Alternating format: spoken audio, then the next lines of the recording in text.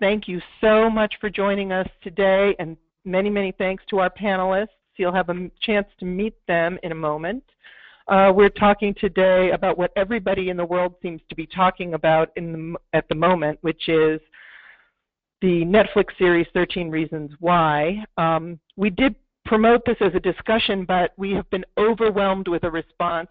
We had 1,900 people sign up to come today to this event. So we're going to use the questions that were submitted ahead of time as our questions.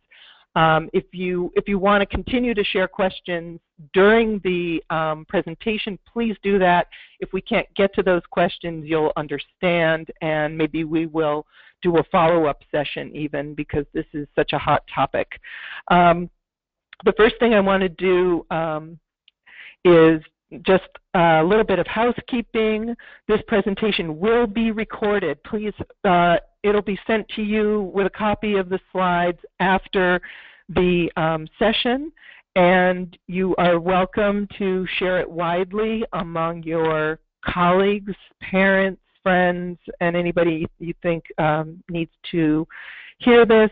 Our attendees are in listen-only mode, so if you have a question, you have a dialog box at the right-hand side of your screen. You can use that. Again, we'll try to get to these things as they come up, but we're going to, as a first line of defense, we're going to go with the questions that were submitted ahead of time, and do feel free to connect with us at Kognito or #CognitoWebinars.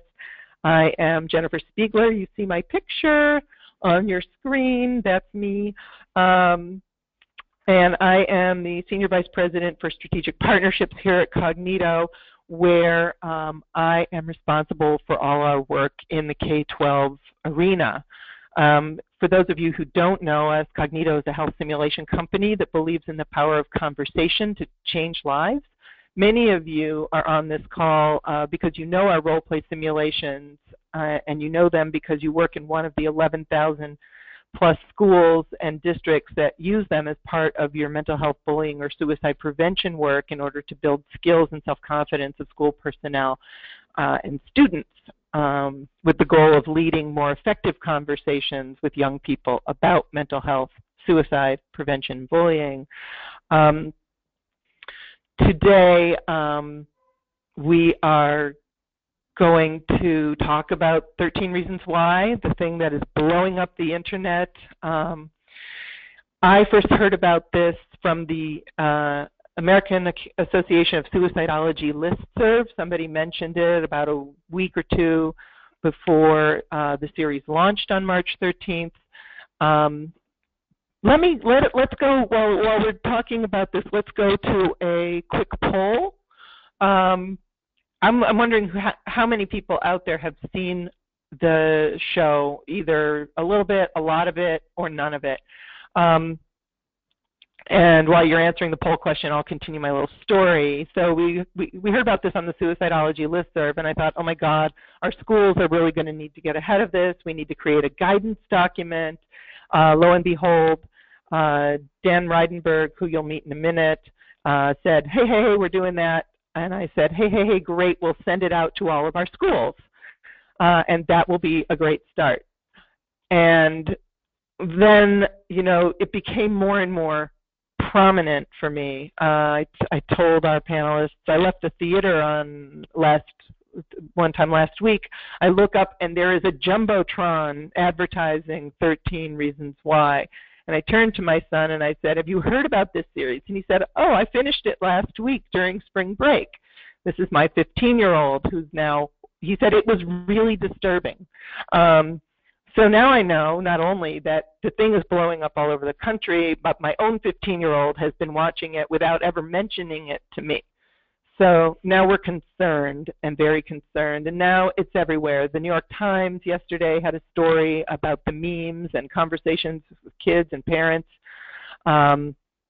We know that we're overwhelmed. So without further ado, okay, we have poll results. Okay, we have 29% of us on this call have seen the whole thing. I have to admit to binging it in 2 days was hard to do. another 29% have seen some of it, and 43% have seen none of it. So just, Dan, when you start out, make sure you give a little synopsis of what's happened, and don't worry about spoiler alerts.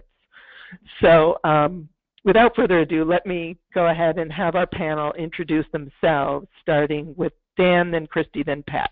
Go ahead, Dan. Thank you very much. Thank you for organizing this, and thank you to everybody who has taken time out of your day to be part of this. My name is Dr. Dan Reidenberg. I'm the Executive Director of SAVE, Suicide Awareness Voices of Education. We're a national nonprofit agency working to prevent suicide through public awareness, education, training programs, technical assistance, program development, and we work with survivors and those bereaved by suicide. I also serve as the Managing Director of the National Council for Suicide Prevention, the 7 national leading organizations that are solely dedicated to suicide prevention, and I'm the current U.S. representative appointed to the International Association for Suicide Prevention. Thank you, Dan. Thank you for taking time to be here. If any of you have been looking at the news feeds about the story, you've seen Dan's name because he's being interviewed by anyone and everyone who's interested in this topic, which seems to be more like everyone. Let's go to Christy. Hi, welcome everybody. I'm Christy Olson, and I'm a licensed mental health counselor in the state of Florida. I currently work as the mental health coordinator for a Mindful Schools grant, which is part of the Polk County school system. And I've been here with the school district for 12 years, and I worked for 10 years as an elementary school counselor, and then I became the mental health coordinator here.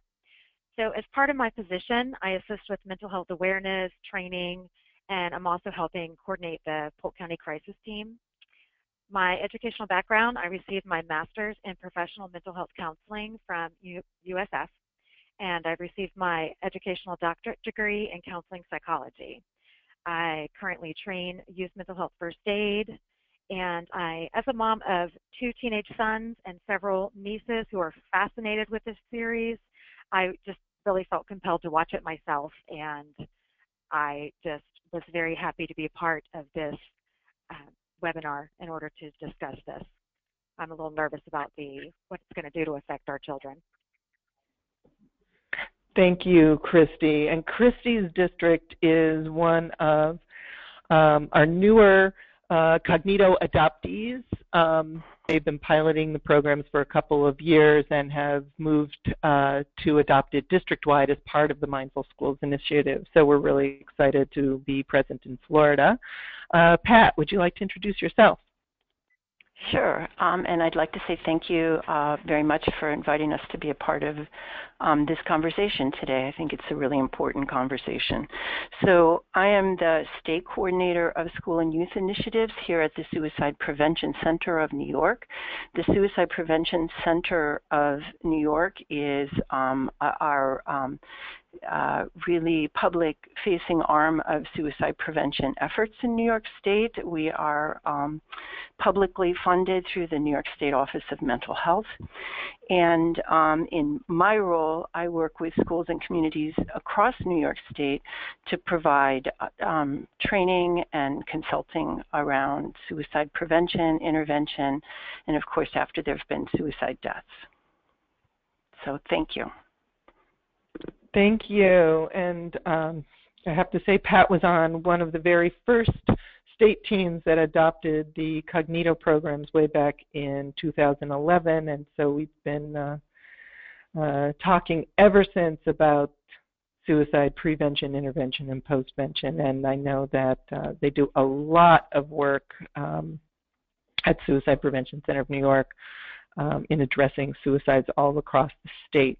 And Pat also does work nationally as well. She's very modest. Okay, Dan, tell us why the suicide prevention community is concerned about the Netflix series. It seems like people are just happy that mental illness and mental health are being brought up and brought into people's awareness.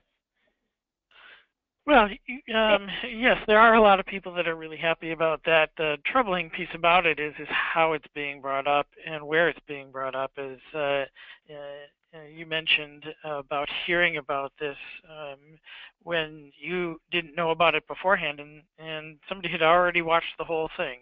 The Netflix really wanted to develop this series from a book, and very briefly, the book was a best-selling book, over 35 million copies sold around the world, and they deviated some from the book throughout the adaptation, and their whole goal was to take this movie, make this movie about this television series about a young girl named Hannah who dies by suicide. And the depiction starts out with her narrating her life story. And throughout the 13 episodes, she has left behind 13 cassette tapes talking about 13 different people who, in her mind, she perceived and believed to have wronged her in some way or another that contributed to her death by suicide. The series is incredibly well done in the sense of the production quality, the development of the characters and how they're portrayed, the scenes that are used. The quality of this production is really top notch. The audio, everything about it, the graphics, the images that are used, even as you watch her in the very beginning scenes of her decorating these cassette tapes and designing them. That's all great until you come to some of the realities of the content of the actual series. And this is really where the suicide prevention community is quite concerned. And there are mental health professionals, there are teachers that are concerned, counselors that are concerned, and family members. And part of that concern literally comes from the fear that there are going to be other deaths as a result of this. I have been personally connected with some of those deaths already. I've been connected with a person who attempted twice in the last 2 days, literally repeating the same exact method that is depicted in Hannah's death in this series.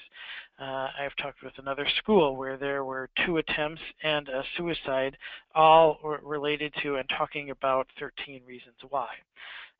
I was sitting at home last night and received a text message from a young man who received a text message from his friend, and she texted goodbye.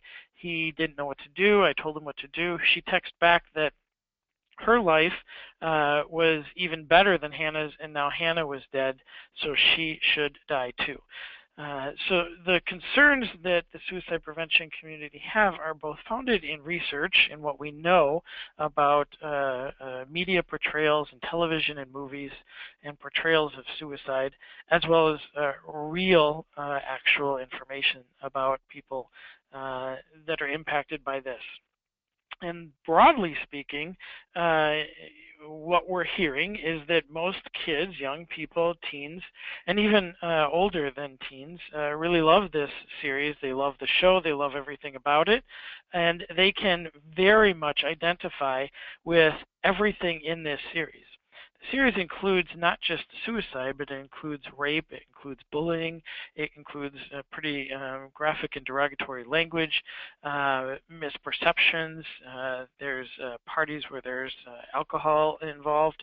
There is a scene in which Hannah finally goes and talks to the counselor, and the counselor is very dismissive of her and not very helpful at all, which is been really hard on a number of counselors across the country because they really do care and they are concerned about their students. So all of the things that happen throughout this are things that young people are readily identifying with and talking about. And I have heard from some parents, both in this country and from around the world, that they're very concerned about the mental health system and how people react and respond when they present with suicidal ideation and situations of being abused or raped or violated. So that all led to the development of the talking points. What happened was Netflix contacted me after the series was already done, but before it went public, and they said, "Can you help us?" because I think on some level they knew there was going to be a problem, and they knew there was going to be some potentially serious implications from the series. Their claim was that they used mental health professionals and suicide prevention experts as consultants in the development of it, which turns out not to be true. Not fully true anyway. They did not consult any suicide prevention expert or any media experts. They consulted 4 mental health professionals who really had no experience or very little with suicide and none with media portrayals.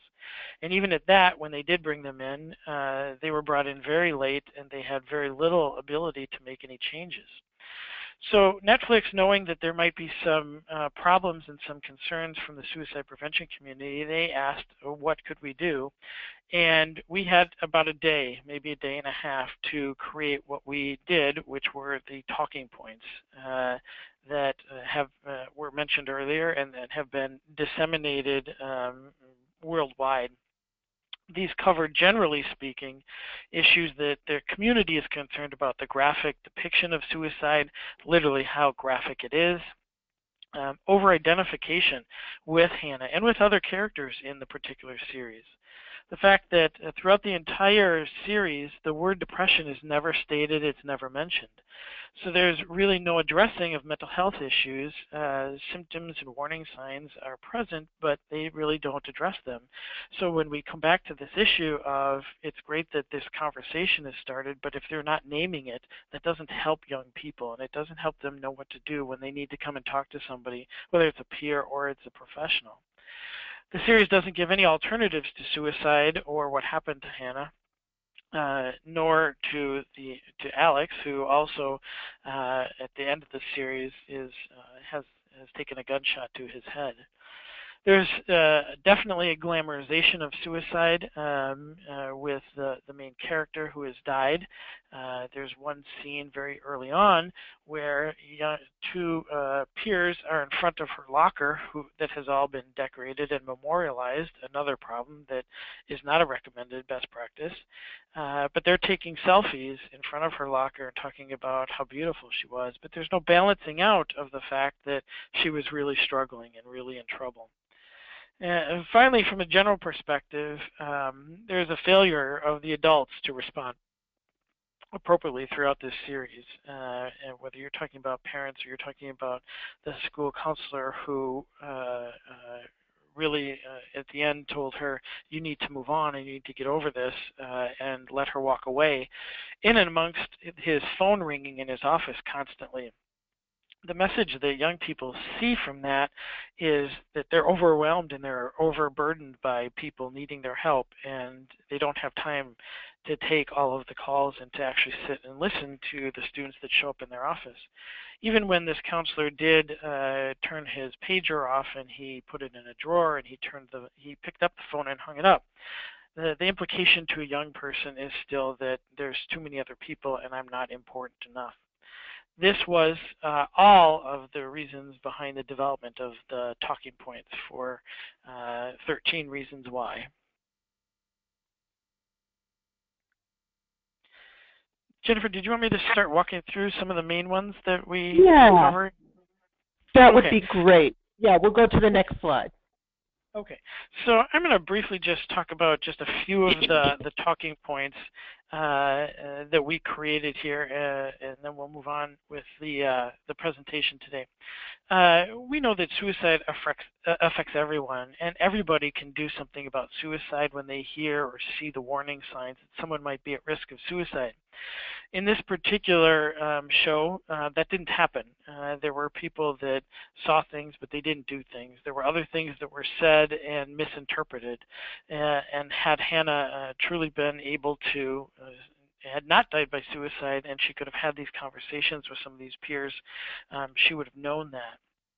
But the reality is that we know that everybody has a role in preventing suicide, whether you're talking about a peer or you're talking about a coach or a janitor or a counselor or a teacher.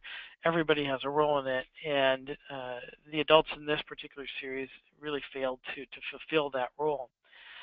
Second, talking openly and honestly about emotional distress, psychological issues, and suicide is okay. As a matter of fact, we all probably on this call want young people to tell us more if that's really what's going on for them.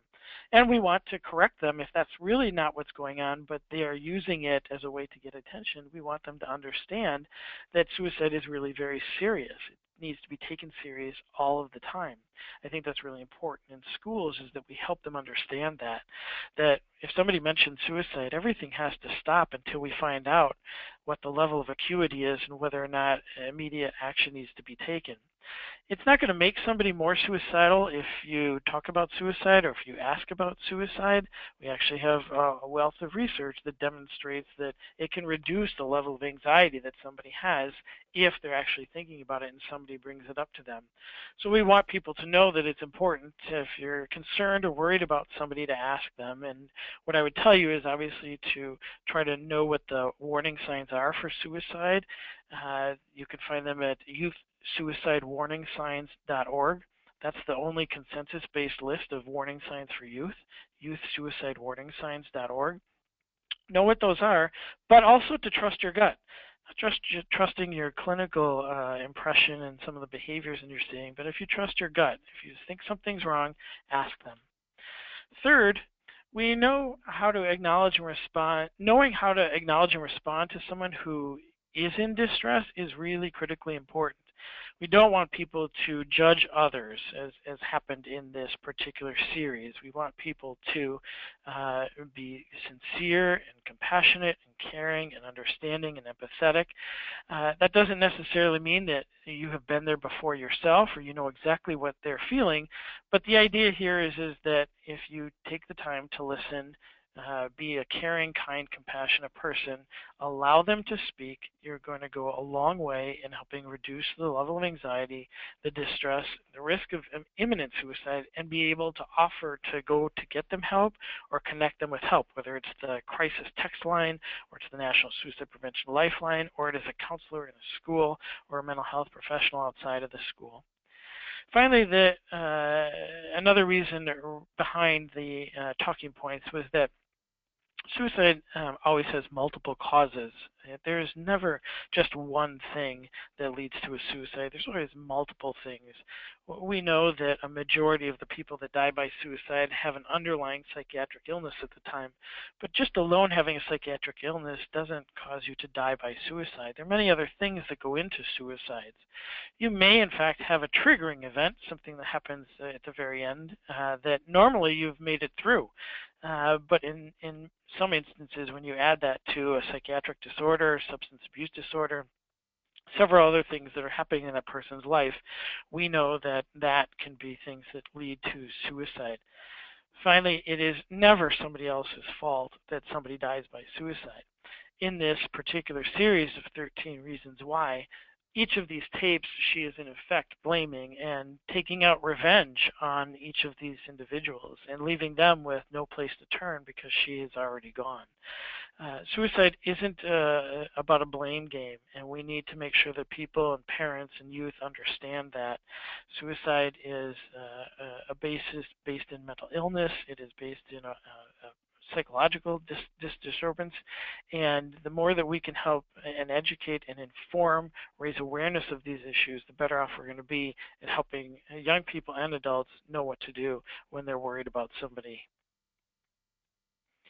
I'm going to turn this back over to Jennifer.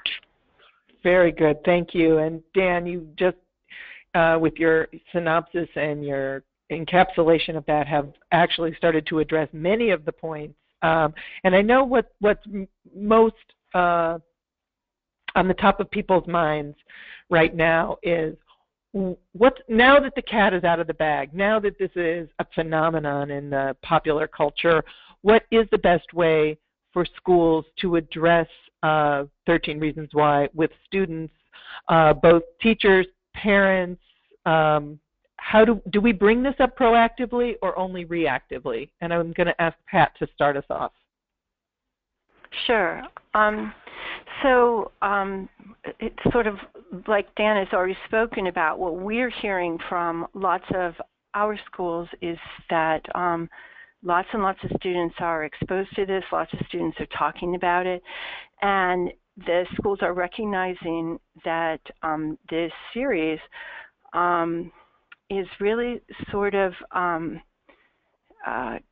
capturing, it's very compelling, and that it's been able to really capture some of the really darkest concerns of adolescents that, that adolescents are dealing with.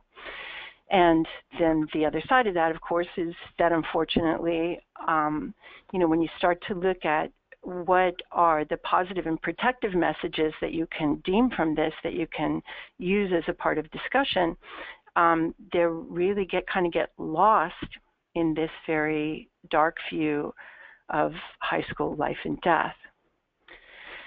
So it isn't the vehicle that we would choose for this kind of a conversation with students, and really it flies in the face of 30 years of social science research that tells us this is not the way that we address suicide with students.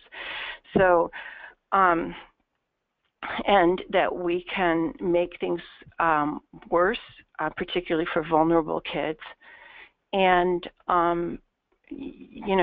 in New York State, where we lose up to 75, high school and middle school students a year to suicide, we have a lot of schools that are struggling with death of students and the aftermath of it. And those kids are also watching the series and talking about it. So it's forced us, really, all of us adults who work with students and work in schools and parents, to very quickly get ourselves up to speed on how are we going to have discussions with kids, and really using a vehicle that's got their attention in a really big way. So I don't think we can say don't discuss it. And I think, just like Jennifer had said, her son watched it and she didn't even know he did, until she asked. So I think we do have to be asking and having our ear to the ground around students having discussion about this, and we really have to look for ways to get into that conversation with students who are talking about it with each other. And the other thing is that there are vulnerable students in each of our schools who, students who have had attempts before, students who are thinking about suicide or have thought about it before, students who are really disturbed about what they've seen, and who are disturbed about the conversation that's going on with the kids around them. So they also have to get up to so we have to get up to speed to be able to help shape that conversation a little bit for our students. So right now, what we're kind of recommending is for our school folks, and for them to also share with parents, the very wonderful talking points that are here. We also, that Dan presented, we also have, are putting up resources on the homepage of our website to right now to make some, to help folks get up to speed a little quicker on how to have these conversations with students, how to talk about this series and about these concerns. So, I think, as far as classroom discussions, one of the things that would be important is, it might be worthwhile asking students if they've seen the series, and then letting them know that they should really talk to somebody if they've seen it, if they're disturbed by anything, if it was, if anything was confusing or uncomfortable for them, that they, making sure that they're pointing out to kids what the resources are for them to be able to talk to folks at school about it. Great. I have a question, sort of a follow-up that, Christy, I want to send to you. I have a question from a social worker in Indiana from a large middle school. She says, The school counselors and I would like to send home a letter to parents about the show and topics depicted in the show. We'd like to give guidance to parents on suicide prevention and mental health. What are your thoughts and opinions on how we should address the show with parents and students in this letter? I guess the first thing is a proactive letter appropriate? And do you have any guidance about what are the thoughts and opinions on how they should address the show with parents and students in a letter? Sure, Jennifer. My first thought is, as a school system, I would address it reactively rather than proactively. I just don't think that this is something that you should be discussing unless it becomes a problem. As a parent, however, I would be addressing it, and just the idea of suicide prevention in general should be addressed proactively. I think we should be talking about suicide prevention and suicide awareness, but I don't believe that this series is something that we should bring up unless the students are having problems with it. I'm concerned because a lot of these students are binge watching the episodes, which several of us have done to prepare for this webinar, and it doesn't give the students an opportunity to process some of these things that they are watching and they are seeing. And the show, it lacks strong role models, and all these kids are seeing are bad examples. And they're not seeing any examples of coping strategies or help-seeking behaviors. So I think if we focus more on what they need rather than what they're viewing. So let's look at what they need. They need to be told how to cope. They need to be told how to get help. Who can they see for help? Who do they go to when they need to talk to somebody? As a parent, I would be asking my child, have you seen this show? And if so, how did it affect you? And if there's anything that makes a child more vulnerable, these are conversations that definitely should be had with those students. However, it's not something that I would directly address if it's not an issue. So I would definitely attach those 13 talking points in a letter that goes home that just says, if your child is seeing this, then this is what you can do. That would be my suggestion. Great, great, thank you. Dan, do you have anything you want to add here?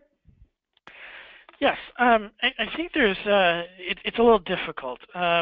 This series opens up in a classroom following Hannah's suicide, and they're doing suicide prevention. They're talking about suicide prevention topics, and that isn't a recommended best practice. We don't suggest that you have a school talk about suicide prevention things immediately following a suicide. You need to do the bereavement, the grieving piece before you can do that, because what ends up happening is that young people start hearing the warning signs, the risk factors, and they remember in their friend or their peer what happened, and then that increases their sense of guilt. And they tend to shut down, especially following a suicide. So in a school where there has been an attempt or a series of attempts recent or relative to this particular series, I would agree that not doing prevention work is a good thing. But then if you do have a number of things going on in a school, I think it's important to send out the talking points, and it is important to identify for the parents not only what the school is doing and what kind of resources the school is providing, but what community resources are available to them so that people know, because many people in the communities, just unless they've been confronted with needing to address or find those resources, they don't know where they are. So that's something the schools can provide. Great, that's really helpful. And I take your point about the difference between schools where they're doing prevention and schools where there is a very recent rawness of a recent suicide. And Dan, you mentioned suicides that have occurred since the series launched and suicides that are copycat suicides off of the series. Do you think now, like example, again, my focus group of one at home, my son came home yesterday and he said, we had a surprise presentation on suicide prevention yesterday. I mean, today, we had an assembly on suicide prevention today. And I didn't bring up the relationship to 13 Reasons Why, but I thought, oh, okay, they're responding without responding. Do you think that's a good idea? Well, one thing we know is that youth tend to be a lot smarter than we often give them credit for. And another thing we know is that they're far more connected than we'd like to believe. So when something like this happens, kids know why it's happening. They have a pretty good idea about that. They might not all of them might know, but a lot of kids are going to know. We also know that assemblies relative to suicide prevention are not recommended. The research on them shows that they're not really effective and that they actually increase risk for other students. It is more recommended, well, not more, but it is recommended that suicide prevention education take place in smaller classrooms and smaller groups of people to be able to watch and see the reactions of students, to notice whether or not someone is engaged or not engaged, and particularly because they might be at greater risk. So when you have a series like this that is this morning talked about as being winning an Emmy and it being the top thing that is on Netflix in all of Netflix history, and that is primarily young people watching it, my concern about an assembly following it is that kids are going to know why it's happening, and they're going to have a very basic, very general presentation that isn't going to be all that helpful. Thank you. Christy, what are some specific things that you think, and you gave some examples, but let's go a little deeper. What else can adults do to be better prepared to talk to kids, whether that's parents or teachers one-on-one? What kind of actions can they take to just, prepare themselves for those conversations? Sure. It's more about actually having the conversation than preparing themselves for the conversation. Just sitting down and asking them how they're feeling. If a student says something like, I feel empty, I think Hannah's comment was, I feel empty, I feel nothing, just going deeper. Tell me why you feel that way. And then if it continues, you have to just ask the question, are you thinking of killing yourself? Some people are uncomfortable with that. They think that it's not a good thing to ask, but just getting it out there, a lot of times they will tell you if you just ask the question. And then you asked about resources that people can consult, adults. There are tons of resources on the internet. If you just do a Google search, you will find tons of things pop up. There are crisis phone lines, there's text lines. You can take a 8-hour course in youth mental health first aid to prepare yourself, and just almost anything that you can do to educate yourself on the educate yourself on the different mental illnesses that can possibly lead to suicide and what you can do to prevent that. Just being open and non-judgmental when you're talking to a student just goes a long way in providing that safe environment, and it will help encourage the student to open up to you. Pat, do you have anything? Oh, sorry, Christy. Go ahead. Sorry. Another thing you can do is just ask your school district, what are you guys doing as a school district to help with suicide prevention? What kind of programs do you have? We do things, there's Kognito, obviously, Yellow Ribbon, Signs of Suicide. You can also reach out to your local agencies such as the United Way or Red Cross. There's lots of options out there. Thank you. That's really helpful. Pat, did you want to add something to that? Well, these are a lot of great resources that Christy has been talking about. The National Association of School Psychologists just also came out with a nice guidance document that you can either find at NASP online, or you can also find it on our homepage. But in New York State, particularly in New York City, educators have access to the Kognito at-risk training to help get up to speed on talking to students and having conversations with students about suicide. We have a pretty robust suicide prevention training networked here at the center, and there are online modules that are available for folks as well. So I think that's about what we have. Can I just add one piece to this? I think those are all great resources and comments. One of the things, and this is the very first thing in the Talking Points guide, is that 13 Reasons Why is a fictional story. It's really important for parents and all adults to be able to talk with young people and help them understand the difference between a fictional story and not a fictional story, a true story.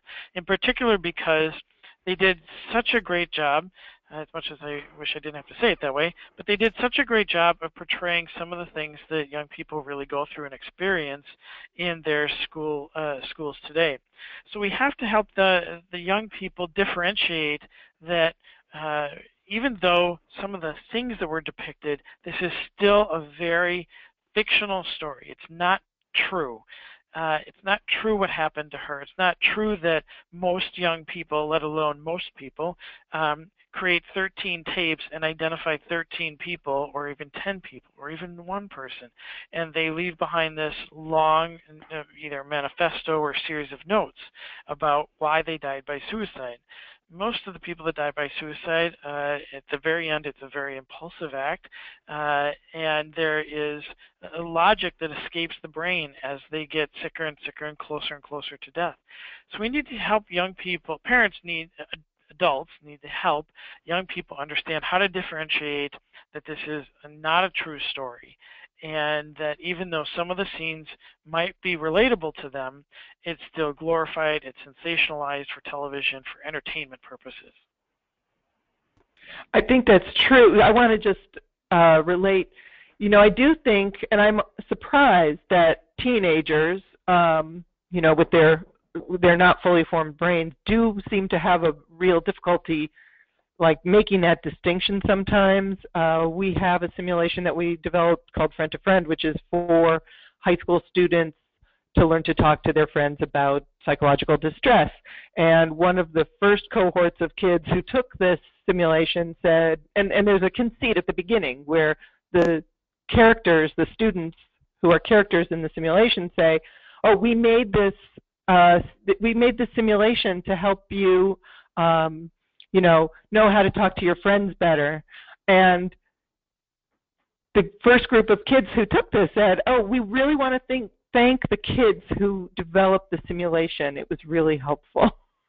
So they, you know, clearly bought into the conceit that two teenagers had constructed this educational experience for them. So I think to Dan's point, yes, this is fiction, and it is not pretty and, you know, entertaining like 13 Reasons Why. But I do think that it really, really resonates with the students, with kids. Can we, Christy, can we talk a little bit about more? Dan mentioned that, you know, the tough position of the counselor in this series. You know, on the one hand, he's a sympathetic character, but on the other hand, he really messes things up. And how should counselors think about, you know, students when they're sitting in front of them and having these issues? Sure. As somebody with a mental health background, I absolutely cringed when the counselor said the things that he said to her. I was very disappointed. And Dan hit on something when he said that all counselors really, they care. They just sometimes don't have that ability to prevent suicide. Nobody has the ability to prevent suicide, but they just don't have the knowledge when it comes past the caring to help students. And that's something that we definitely have to work on as mental health professionals. But he says something to her when she's trying to tell him about the rape. I mean, here she is opening up to him and telling him about what was happening to her. And at first she was doing a good job. You know, did someone hurt you? And he starts going into that. But then he looks at her and says, did you do something you regret? So he basically is blaming her for being raped. And she immediately just closes off. That's it. So any rapport he had built with her was just gone right then. So I think as counselors, we need to learn that if we do, I mean, everyone makes a mistake. Some people go and they say something that they realize has shut down the relationship, but then you just apologize and you go on from there. Tell me more. I'm sorry. I didn't mean for that to sound judgmental. And then continue the conversation. And once he got that out of her, he really should have involved law enforcement because she admitted that someone hurt her. And instead, he pretty much tells her, suck it up. The kid's going to graduate in 2 months, and he'll be gone, so you won't have to worry about it. And that is definitely not the way it should have been handled. I wanted to know the entire time I was watching this is, when is he going to call the parents? When is he going to involve the parents in this conversation, which he never does. So I think that involving the parents, and if you need to call law enforcement, then that's what you need to do.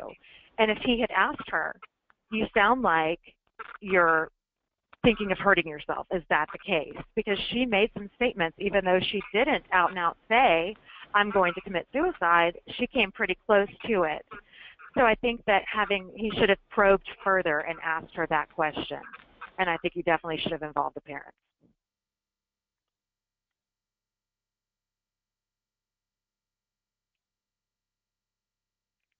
Hello? Oh, sorry, I'm talking to mute. I have a question here, and real quick response from each of the three of you. If a parent asks a professional, should I let my child watch 13 Reasons? How would you respond? And let's start by saying, what do you think the age cutoff for watching this series is? Let's start with Dan. I think it's an excellent question, but I don't think it really depends on age.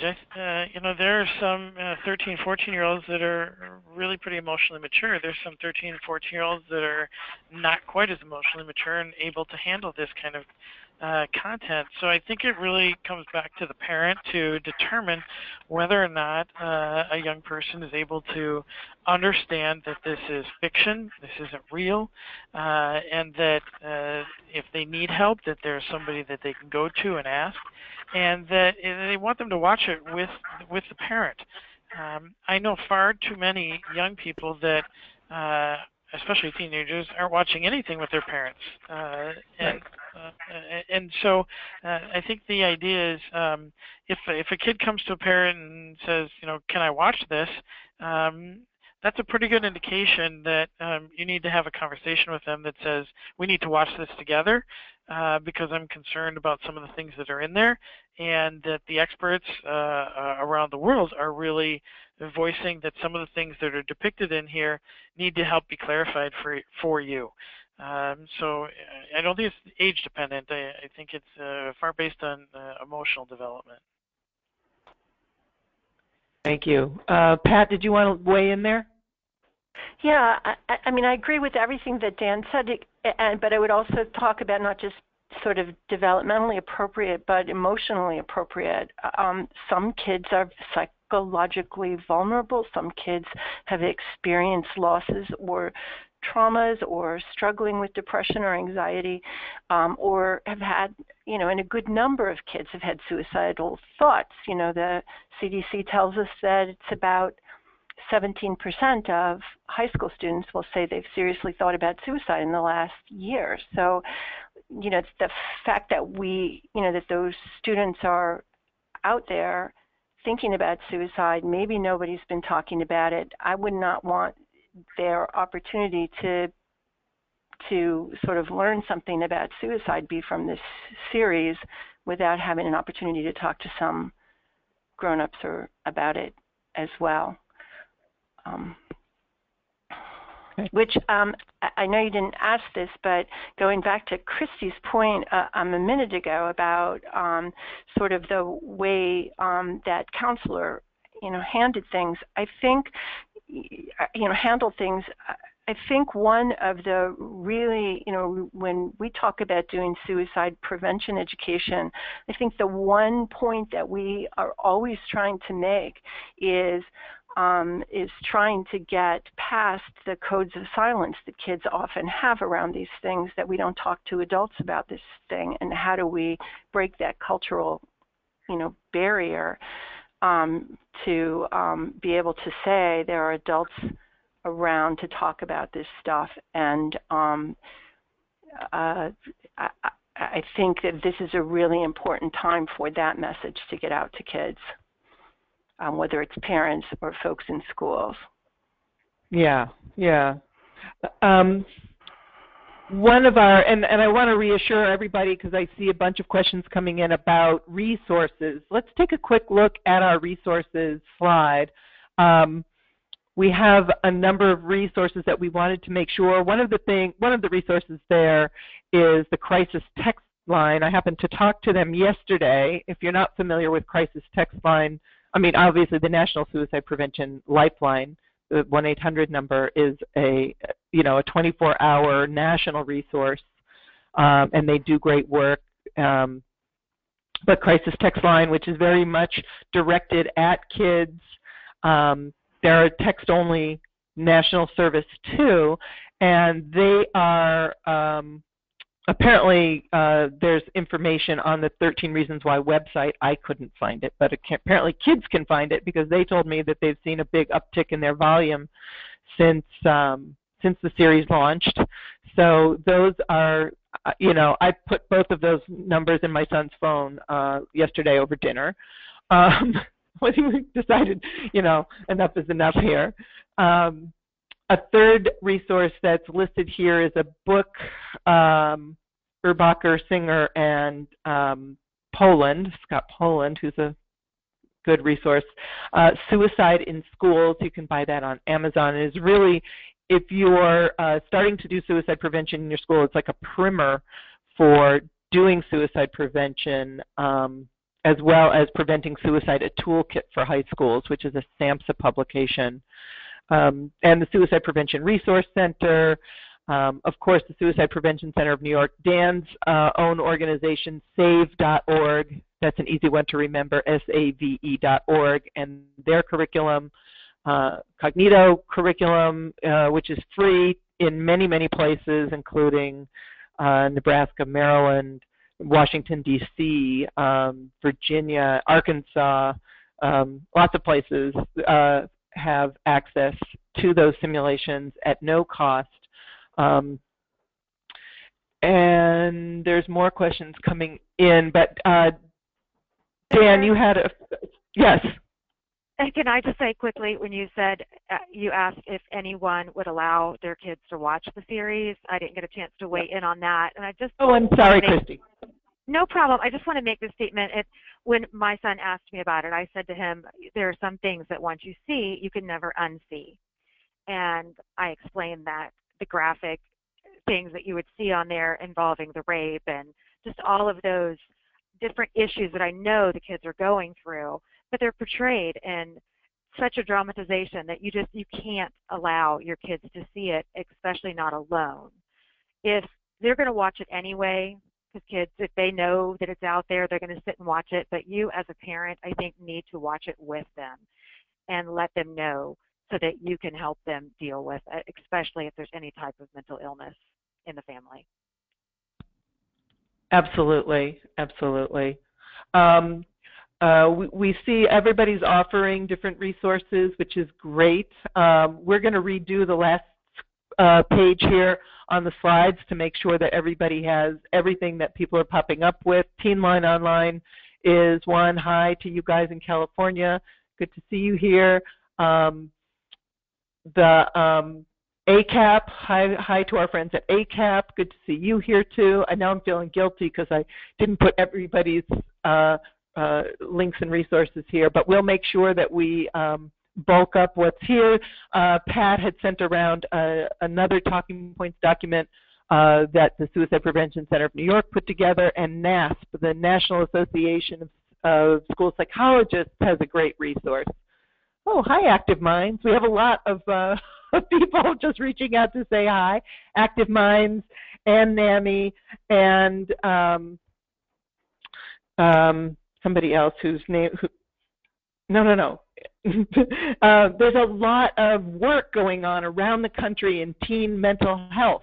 I'm thinking about chapters of NAMI on campus for high schools and Active Minds chapters, Evident. There's a Bring Change to Mind out in California.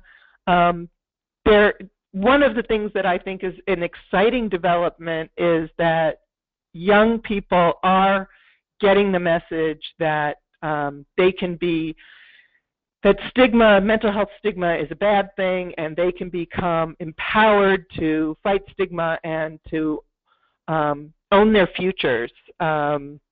We've worked with a lot of organizations directing change out in California.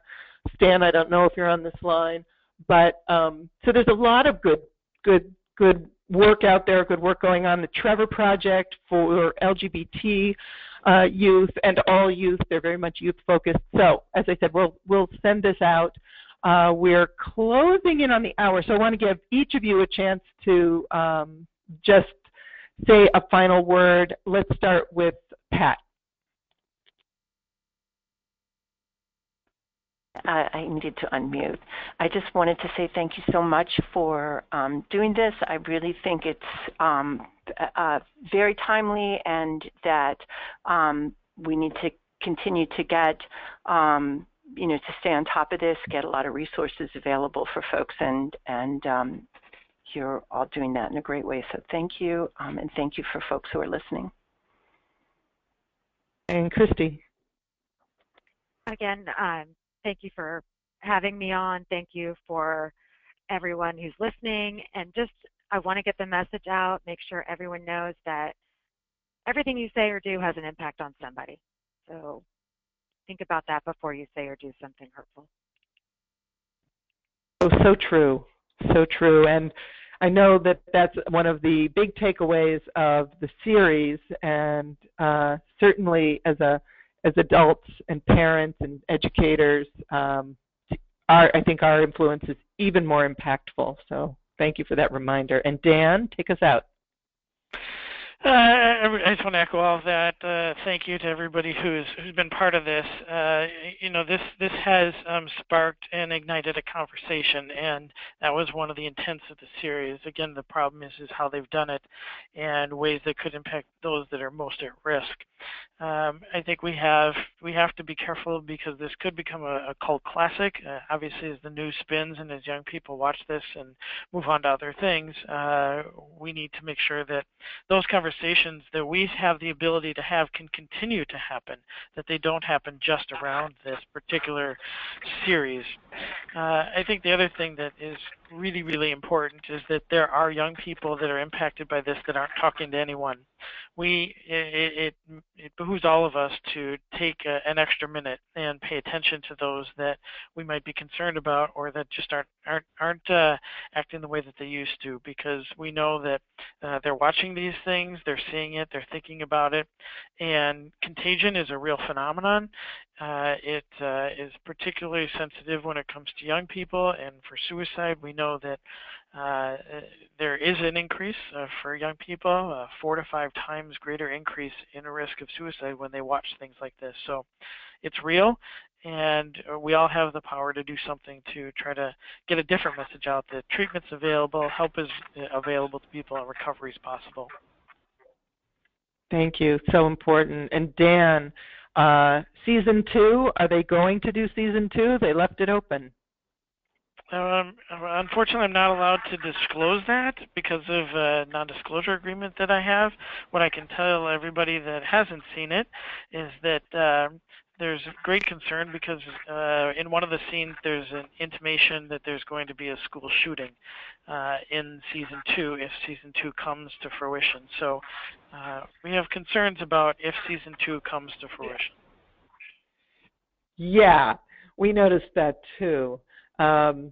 I want to thank all of you, Christy and Pat and Dan, for joining us today and sharing your expertise and taking the time, and everybody on the line. We have 900 people who joined this call today, and hopefully 900 points of light to bring this word of better and more productive messaging and prevention and hope to people, and use this opportunity, media gone wild, to